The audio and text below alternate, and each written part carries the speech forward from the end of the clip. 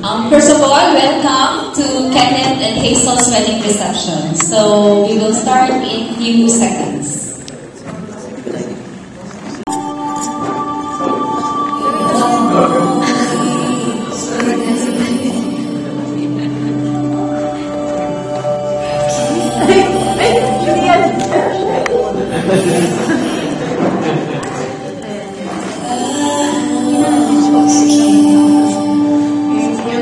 Ladies and gentlemen, our witnesses, Archie, Theo, and Ron.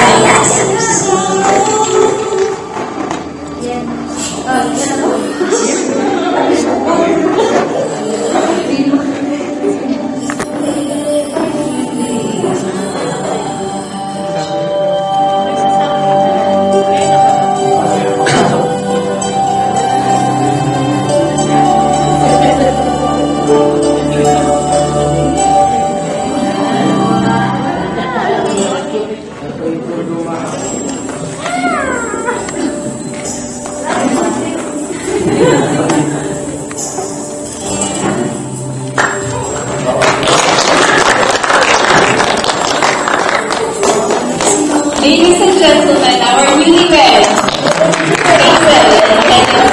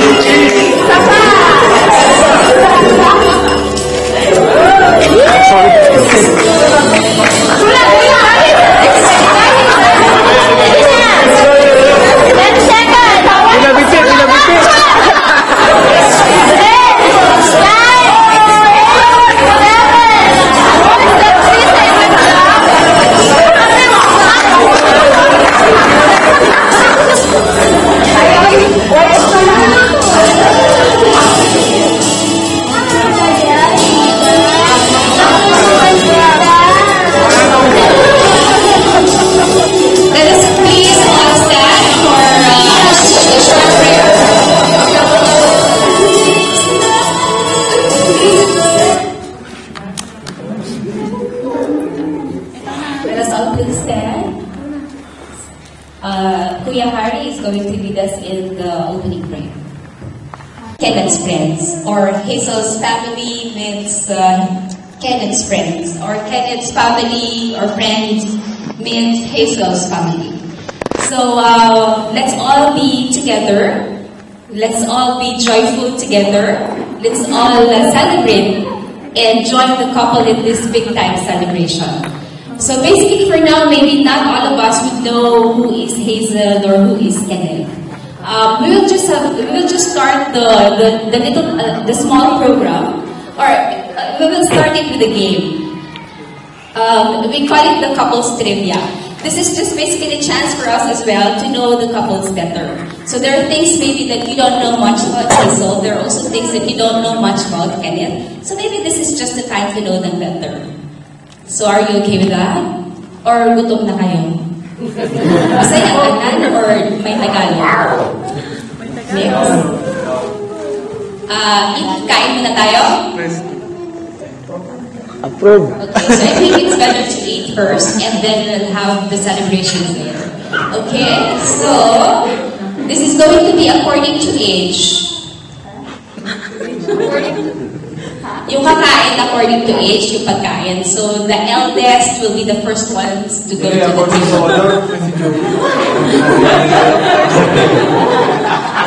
Sige na, tayo na, wag na kayo malaya, according to age. Naiya sila, matanda na raw. According to age. O sige na lang, according to beauty. According to beauty. According to beauty, okay na mga dalawa. Okay.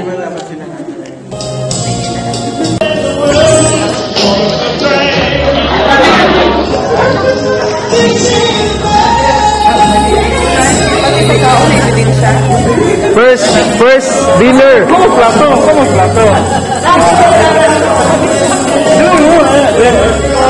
First dinner as a couple.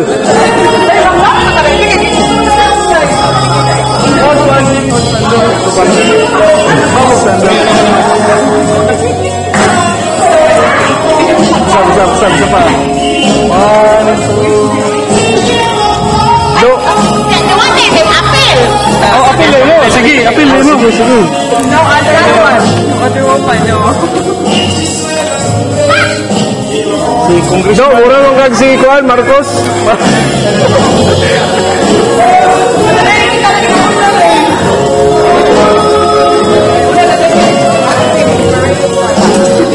Gab.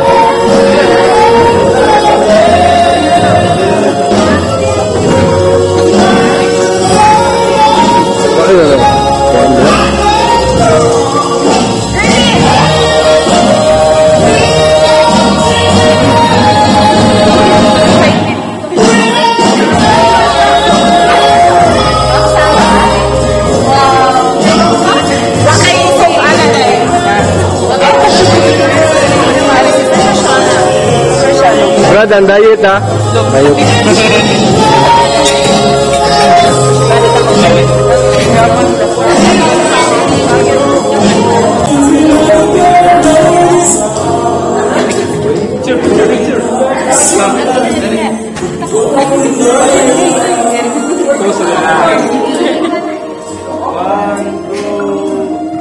Sige, initan.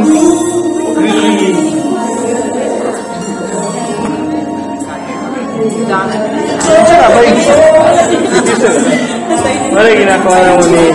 Di internet.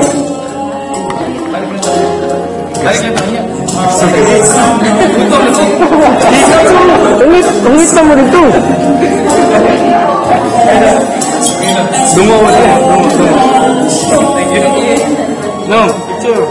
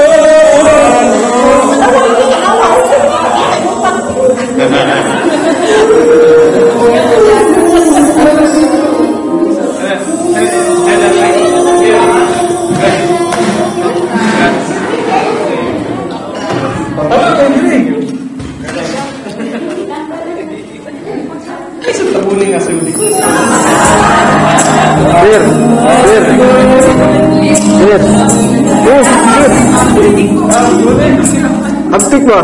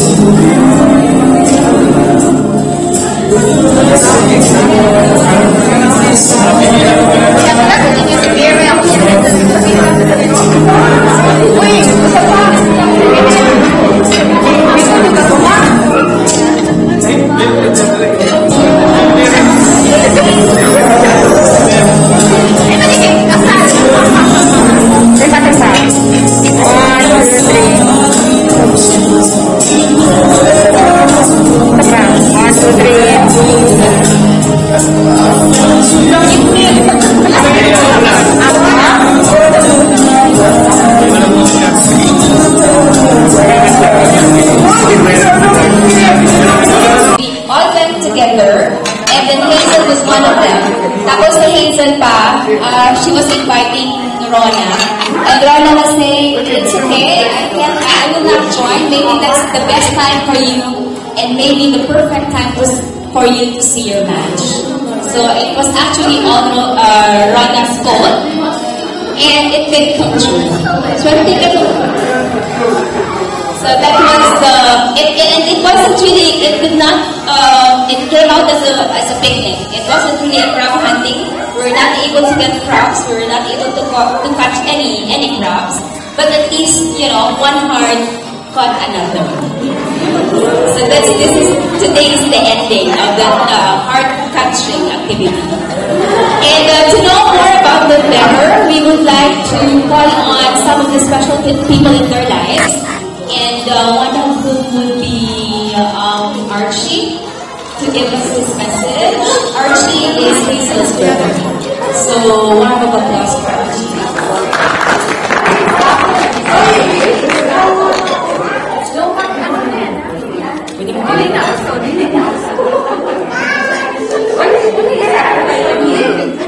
First of all, I'd like to congratulate my sister, Hazel, and Ken, for today's wedding. And also, I would like to thank people who came here and helped me here. This will be not successful, this party will be not successful if they're not here. So, thank you so much. And wish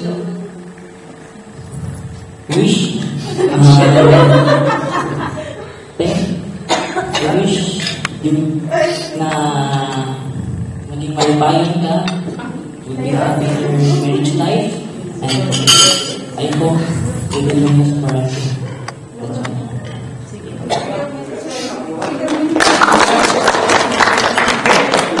According to accounts of some of Hazel's friends, Hazel is a very supportive sister.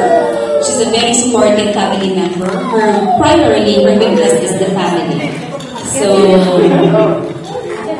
Kenneth, I think, sure knows about that. Both are from Cebu. Kenneth is from Parpar. Hazel is from Pardo. Nag-isa din. So, Pardo, nag-isa din.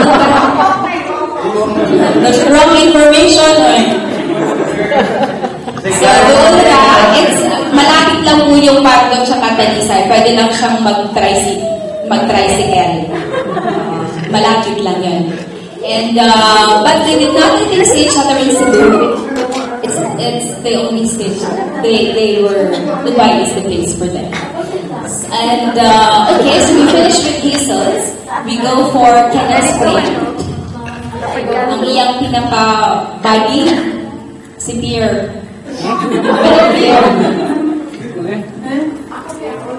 One of his closest friend, Pierre, also from Cebu. Ay, hindi, Gabo. Gabo.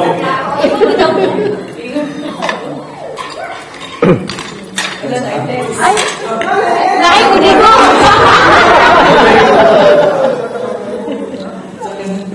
Gabi-gabi kim kim ang Naikunig ko ba? Naikunig ko. Well,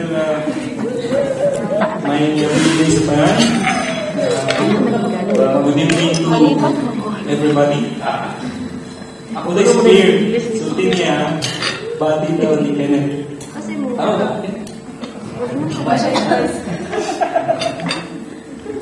Since I'm walking, actually, boundary. Nakito dito. 1 year ago, Kenneth was a friend and a partner of mine.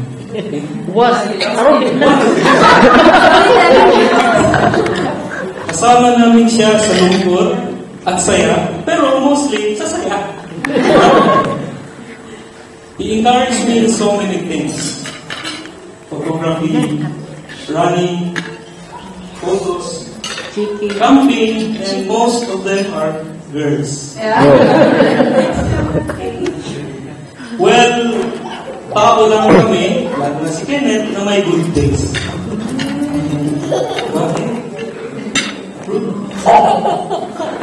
The first time na nakita ng Hazel, hindi na ako makalimutan sa kwanto siya sa kaina. Okay? Last March 17, 2011. To be exact. Ang sulti ni Kenneth, Bay, tinawag niya. Anong ni Christine Day.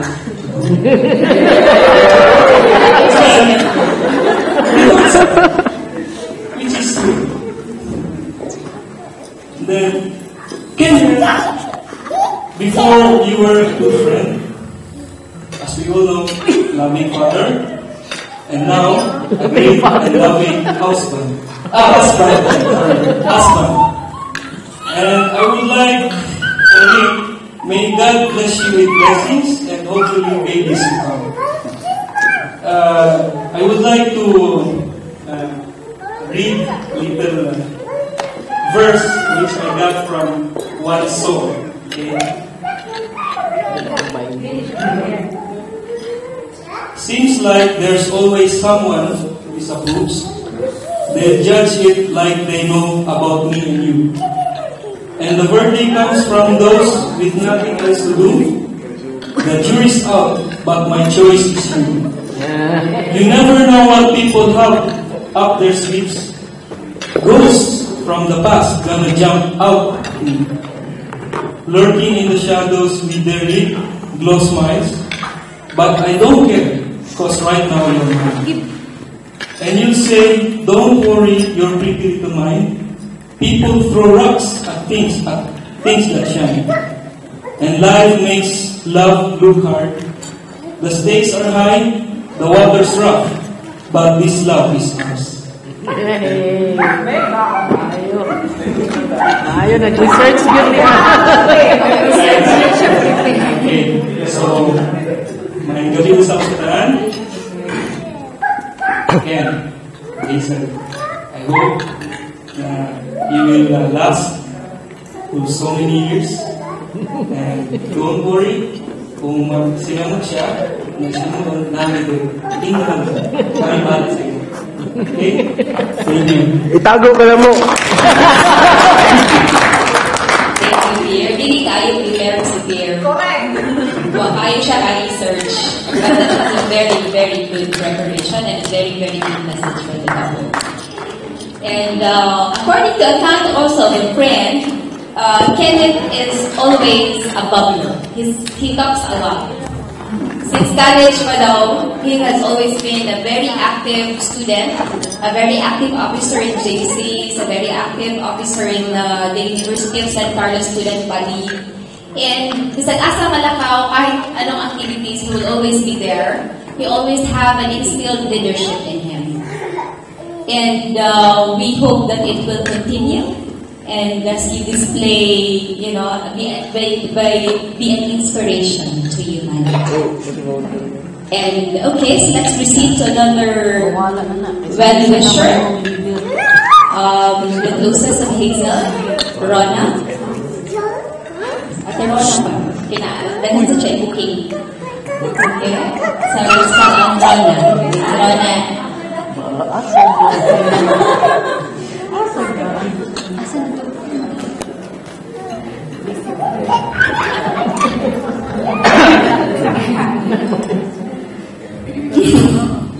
Sa case, hindi. Kasi, mag-3 years na kami magkasama sa kwarto eh. So, kaming tatlo eh. From the start, I knew Hazel as what? Siya yung pinakamatagay sa amin. Tapos, kasi mula akala ko, hindi siya marunong makapagtilibabad. Pero lang makilala ni si Ken, 24 hours in Bigo. So, parang bago ako eh. Kasi parang, ngayon lang siya nag-teenager. Kung minsan na, kahit antok na siya, humihinig na yung katawan, yung kausap niya, andok pa rin siya sa clothes niya. So it means that she in love too much. Too much, my friend. Kaya,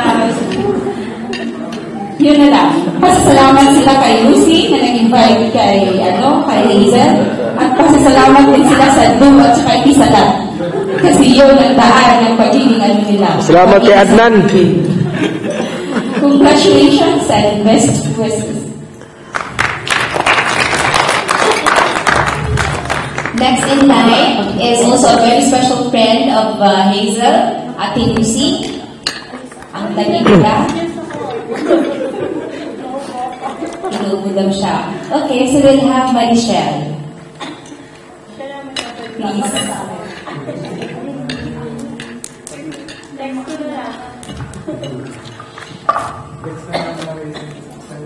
Good evening sa inyong lahat. Gusto ko lang i-share. Tulad ng sinabi ni Claire, March 17, nung nag-travel kami, nung sila nagkakilala. So, after a week, may nag-invite kay Hazel para pumunta sa Nasini. Pero, nagkataon na hindi raw alam ni Kenneth ang papunta ng Nasini. Ang ending, nag-dinner silang dalawa sa Jumeirah. Ano yun? Sakit-sakit. Tama? Party. Oo. Sa Nasini, di ba? Ayun. After nun, mega kwento na siya. So, sinasabi namin na parang nanliligaw na. Hindi, friends na lang pala sila. Yun. Tapos, after mga ilang weeks, sinabi niya na may namagaw.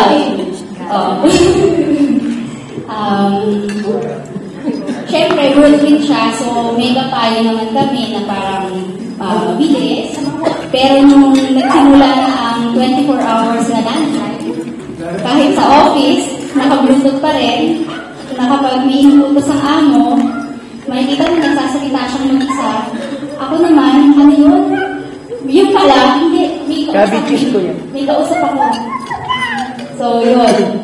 So, doon ko naman na-realize na talagang eto na, totoo na pala. Knowing na si Hazel galing sa isang salungkot na relasyon. So, wish ko lang sa inyong dalawa. So, forever na yan. Tsaka, sana si God yung center sa relationship nyo.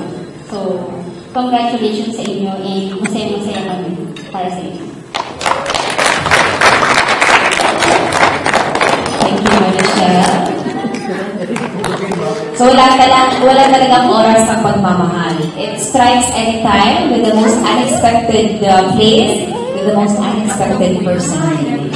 So, the next one will be a friend of Kenneth, si Ivan.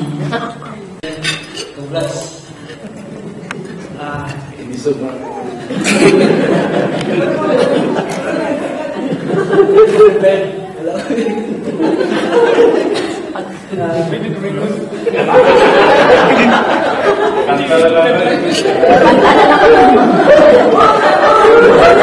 Sayaw na naman, sayaw. Mapunta ko sa USC para pasahin ng kanan. Siya ang kuwarang muna na kami ko sa company secretary engineer. Tapos, nag-remember ako ng time. Magtulong ako dito na isa sa Abu Dhabi. Lahat na lang yung kinasalan sa hanggang lang sa pisina. Nasahan ko dito ako balik. Sa kaya yung taxi ko dito sa akin. Pero, sige, good friend. Nagkakapuang sila lang.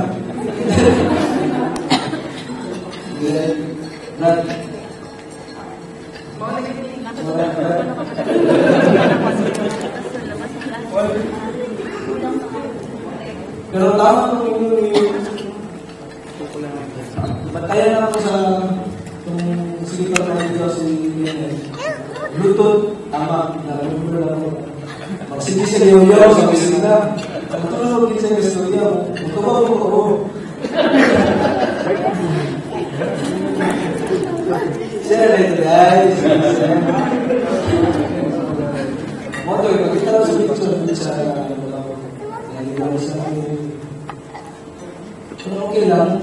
Okay lang ito.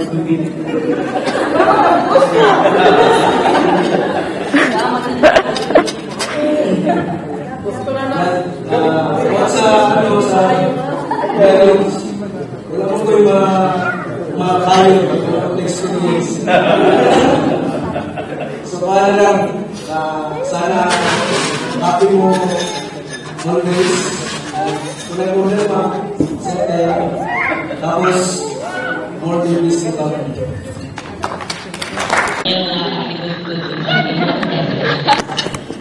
The last person who will have his message for the couple is Mr. Edgar Montez.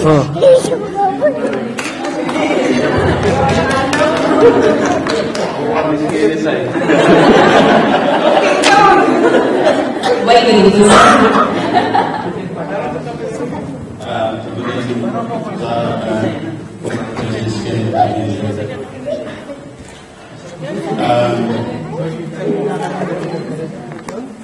Getting married is like there is a comparison between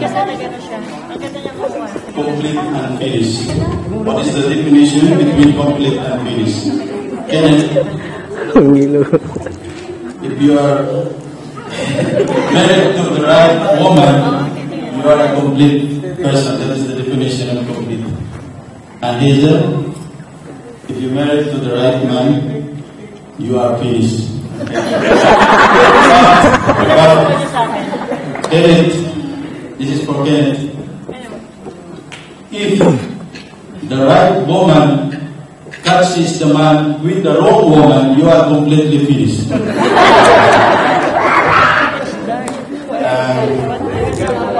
I remember one story. There was during the gathering of the wedding anniversary. One old man was invited because of his dugal na sila nag-asawa for 65 years. So one old day, he asked the old man, "What is your secret in married life? How come that you reach that long, So, what is your secret?" And he answered, in our first 25 years of marriage,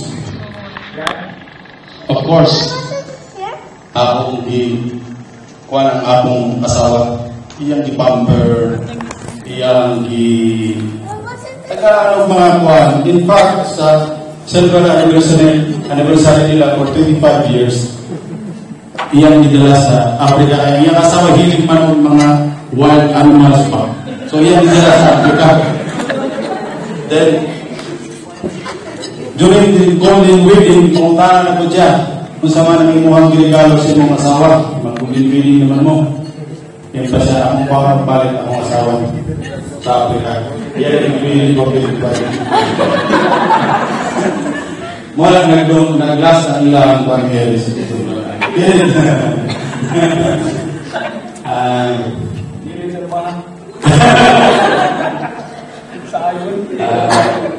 As what they said, getting married is